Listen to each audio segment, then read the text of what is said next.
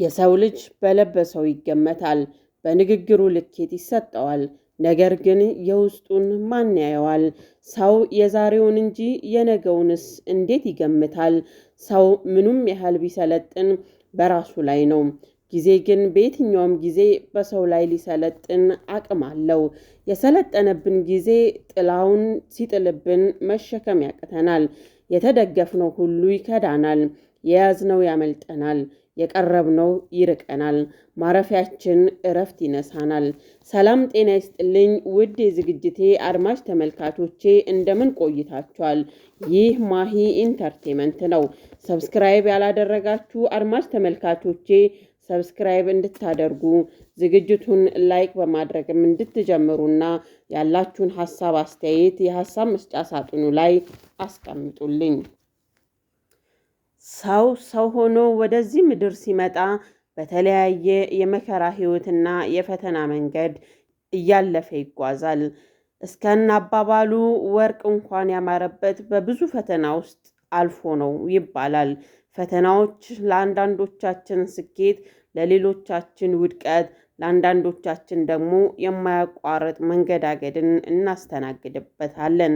ይህንን እንድል ያነሳሳኝ አንድ ግርማ ሞገሱ የሚገርም አለባበሱ አንዳች ድምቀትን የሚያጎናጽፍ ፈገግ ሲል በህይወቱ እንቅፋት መቶት የማያውቅ የሚመስል ዝነኛና ዕውቁ ጋዜጠኛ በነጎድጓድ ድምፁ የተከበረ በአንደበቱ ብዙዎችን ያሞካሸ ይሄ ሰው ድምፁ ሲርቅና ሲጠፋ በመልካም ከማሰብ ውጪ አንድ ሌላ ጥርጣሬ አልነበረም። ይሄ ሰው ዕውቁ ጋዜጠኛ ቴዎድሮስ ካሳሁን ተክሌ ይባላል። ቴዲ የሚያብለጨልጭ የፊቱ ሞገስ ጨልሞ ጠቁሮ ያ ሁሉ ግርማው ከስሞና ራሱን ባይገልጽ ይሄ ሰው ማን ነው ለማለት በሚያስደፍር መልኩ ብቅ አለ። እንደ ከዚህ ቀደሙ ፕሮግራም ሊመራ አሊያም በድምፁ የደመቀ ዝግጅት ለማቅረብ አልነበረም። ይልቁንስ ሕዝቤ ሆይ ድረስልኝ የሚል ተማጽኖ በራሱ የዩቲዩብ ቀርቦ በተሰበረ ድምፅ ጠየቀ። መቼና እንዴት እንደጀመረኝ በማላውቀው ጭንቀት ውስጥ እገኛለሁ። ስለዚህም ለመፈወስ ጸበል ለጸበል እየተንከራተትኩኝ ነው። ለዚህም በዚህ ሰዓት ምንም የገቢ ምንጭ የሌለኝ ስለሆነ 2 ልጆቼንም ማስተዳደር የቤት ኪራይ መክፈል ስላልቻልኩኝ እባካችሁ እርዱኝ ሲል ተማጸነ። ሰላምታ ይድረሳችሁ በያላችሁበት። ለማታውቁኝ ቴዎድሮስ ካሳሁን እባላለሁ። አምናት ኦኬ ጋይስ አምናት ኦኬ። በተለያየ ጊዜ የተለያዩ ስራዎችን ለመስራት እየሞከርኩ ነበረ። ግን ያው እንደምታውቁት በጣም ተከታታይነት የሌለው ብቅ ጥልቅ ጠፋ መጣ አይነት ነገር ውስጥ ነበር የነበርኩት። ያም በኋላ ላይ አሁን ሪሰንትሊ እየተረዳሁት እንዳለሁት ያለ ምክንያት የሆነ ነገር አልነበረም። ምንድነው የሆነው ነገር? ያው ብዙ ጊዜ ለሰውም ያልነገርኩት ነገር የውስጥ ጭንቀት ሰምቲንግ ወይም ስትረስ አይነት ነገር ነበረብኝና ከምን እንደሚመጣ ግን እርግጠኛ አይደለሁም። በተለያየ ቦታ ላይ በምሰራበትም ሰዓት ድንገት ሳልናገር እያቋረጥኩ መውጣባቸው ጊዜያቶች ነበሩ። ከነዛም ውስጥ አንዱ በፊት ለፊት የሚታዩ ቴሌቪዥኖች ላይም የተከሰተ ነገር ነው። ምንም እንትን ሳይደረግ ስራውን ትቶ የመጥፋት አይነት ነገር በተደጋጋሚ ራስን አይዞሌት ማድረግ እነዛ አይነት ነገሮች ተደጋጋሚ ያደርግ ነበርና በስራዎቼ ላይም እንደምታዩት የተለያዩ ነገሮችን ሞክራለሁ። ከዛ ደግሞ ብዙ አይቀጥሉም። እነዛም በውስጥ ያሉ የተለያዩ የሚሰሙኝ የነበሩ ነገሮች ነበሩ። እነዛን ነገሮች ሶልቭ ለማድረግ መፍትሄ ለመስጠት የተለያዩ አይነት ነገሮችን ሞክሬያለሁ። ሃይማኖታዊ በሆነ መንገድ በመጸለይ በተለያዩ ሁኔታዎች። ነገር ግን ከጊዜ ወደ ጊዜ እየተባባሰ እና የተለያዩ ደስ የማይሉ ስሜቶች ውስጥም ወደ መግባት እየመጣሁ በመምጣቴ ምክንያት አሁን ያለሁት ጸበል ነው። ፑሽ የሚያደርግ ስሜት ራስ ላይ መጥፎ አይነት ጉዳቶችን ወደ ማስደረስ ወደ ማሳሰብ እንደዛ አይነት ነገሮች በጣም ከፍተኛ ግፊት በውስጤ ላይ ሲፈጠር ቀጥታ የወሰድኩት አማራጭ ምንድነው? ወደ ቅድስት ቤተክርስቲያን ወደ ገዳም መሮጥ ነው።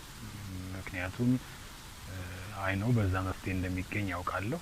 አሁንም ከገባው በኋላ ለውጦች አሉኝ። አሁን ፋይናንሻል ችግርም ላይ ነኝ ያለሁት። ልጆቼን ቤት ጥዬ ነው የመጣሁት። 2 ልጆች አሳድጋለሁ እና አሁን የቤት ክራይም የተለያዩ ነገሮችም ትምህርት ላይ ናቸው ያሉት። በዛ ላይ የተለያዩ ነገሮች አሉና እኔ ደግሞ እዚህ ትንሽ መቆየት ፈልጌያለሁ። ስለዚህ በተቻላችሁ መጠን እገዛችሁን እፈልጋለሁ። እኔ ካለሁበት ነገር እግዚአብሔር እንደሚያወጣኝ እንደሚያድነኝ ያውቃለሁ፣ አምናለሁ። እዚህ ቆያለሁ። ጸበል ቦታ ላይ ቆይቼ ለመጸበል ነው የወሰንኩት። ስለዚህ ከዲስክሪፕሽኑ ላይ ከመግለጫው ላይ በማስቀምጥላችሁ የንግድ ባንክ አካውንት የተቻላችሁን አነሰም በዛም ሳትሉ እርዳታችሁን እንድታደርጉልኝ ነው። ያም ለቤት ኪራይና ለተለያዩ ነገሮች ሊውል የሚችል ነገርና ጊዜው ከዚህ ሁኔታ ውስጥ እስክወጣ ድረስ አንዳንድ ነገሮችን ሊያግዘኝ በሚችል መንገድ እንድታግዙኝ ነው ጥያቄን የማቀርብላችሁ። ሌላው በጸሎታችሁ በያላችሁበት በየምታምኑት ነገር በየእምነታችሁ ወደ ፈጣሪ እንድትጸልዩልኝ እንደዚሁ አሳስባችኋለሁ። ስለምታደርጉልኝ ነገር ከልብ አመሰግናለሁ። ይሄ ተማጽኖ የብዙዎችን ልብ ሰበረ። ሰው የዛሬውን እንጂ የነገውን መገመት የማይቻለው ደግ ኢትዮጵያዊ ሳይውል ሳያድር ለቴዲ ምላሽ ሰጠ።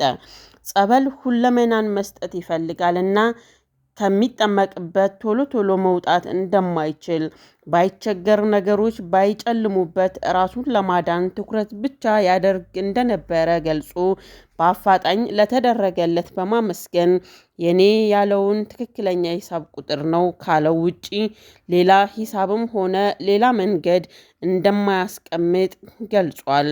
የረዳውን ያስታወሰውን ወገኑን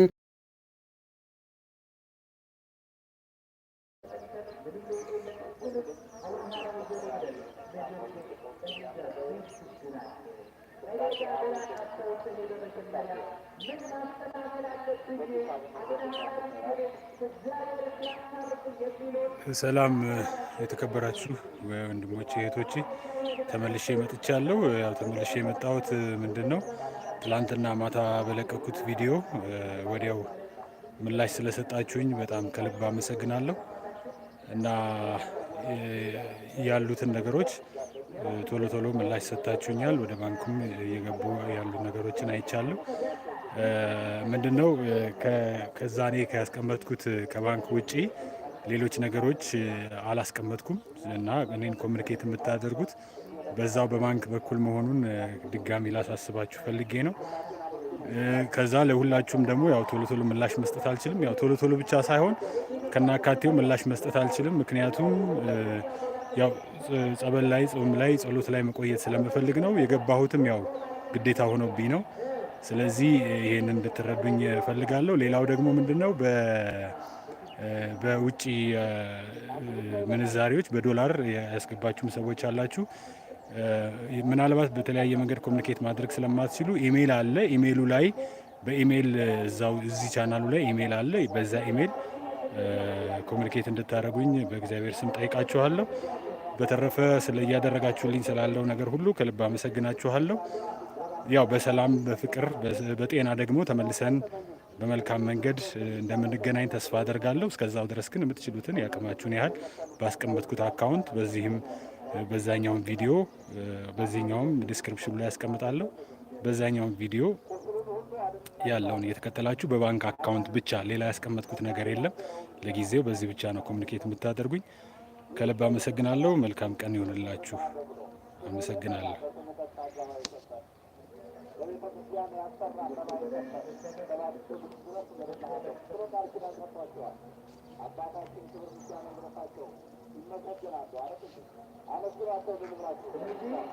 እኛም እንደ ዝግጅት ክፍል ቴዲ ካለበት ጭንቀት ሙሉ በሙሉ አገግሞ ወደ ቀድሞ አቋሙ በመመለስ ዳግም የሚወደውን ሕዝብና ሙያውን እንዲቀላቀል ምኞታ